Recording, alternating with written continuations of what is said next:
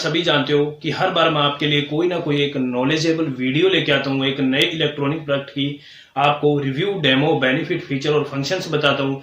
जैसे कि मैंने पिछली कुछ वीडियो में आपको ये भी बताया है कि कैसे आप ये पता करें कि कितने टन का एसी है, किस फार्मूले के जरिए आप ये पता कर सकते हैं और किस फार्मूले के जरिए आप ये पता कर सकते हैं कि कौन सा एसी है वो सबसे कम लाइट खाता है। और आज मैं किसी की डिमांड पे ये वीडियो बनाने जा रहा हूँ। किसी ने मुझे कमेंट में ये पूछा कि सर आप हमें ये बताइए कि जो आजकल एसी आ रहे हैं उनके जो स्टार रेटिंग स्टिकर है उस पे उनकी वाट में पावर कंजम्पशन वो नहीं लिखी होती, जैसे 1450 वाट है या 1580 वाट है, वो हम कैसे पता कर सकते हैं?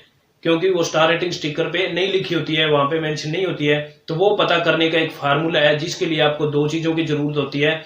एक तो जो स्टार रेटिंग स्टिकर है, 3 star, 2 star, 5 star star rating sticker लगा है एसी के ऊपर, चाहे वो स्प्लिट है चाहे वो विंडो है, उसके बिल्कुल नीचे लिखा होता है ISER, Indian seasonal energy efficiency ratio.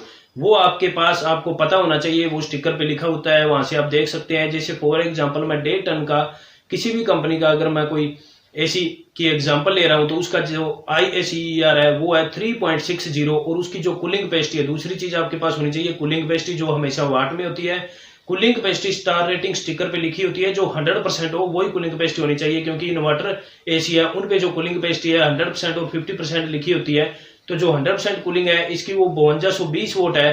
तो ये दोनों चीजें आपके पास होनी चाहिए, और ये अगर दोनों चीजें आपके पास है तो आप फार्मूले के जरिए ये पता कर सकते हो कि जो ये एसी है ये कितने जो इसकी पावर कनेक्शन वाट में है और कितनी पावर कनेक्शन ये कंज्यूम करेगा, ये आप पता कर सकते हैं। आइए तो मैं आपको बताता हूं कि ये फार्मूला आपने कैसे अप्लाई करना है।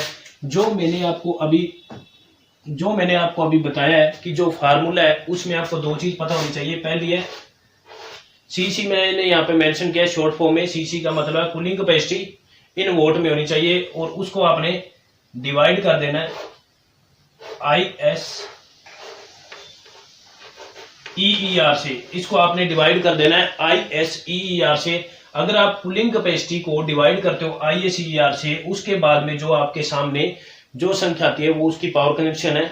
अब वो वाट के अंदर पावर कनेक्शन आएगी। अब क्या है, हमने जैसे कूलिंग कैपेसिटी है, फॉर एग्जांपल में मैंने आपको बताया कि कोई भी कंपनी का 1.5 टन का एसी है जिसकी हमने कूलिंग कैपेसिटी है वो हमने यहाँ पे लिखी है 5220 वाट है। अब हमारे पास कूलिंग कैपेसिटी आ चुकी है। जो दूसरी चीज है वो भी स्टार रेटिंग स्टिकर पे मेंशन होती है, वो हमने देखना है ISER। इसको हमने डिवाइड कर देना है ISER से, जो कि इसका है 3.60।